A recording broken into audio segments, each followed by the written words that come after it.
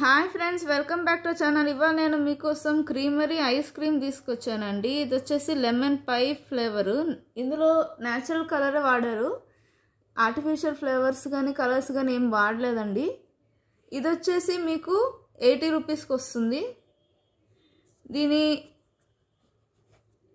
Net weight వచ్చి 66 grams అండి. Open చేసి చూద్దాం ఇప్పుడు దీని టేస్ట్ ఎలా ఉందో.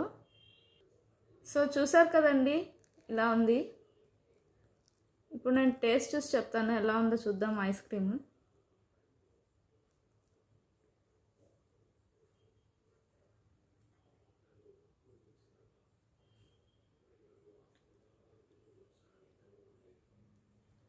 చాలా డిఫరెంట్గా ఉందండి. లెమన్ ఫ్లేవర్ బాగా తెలుస్తుంది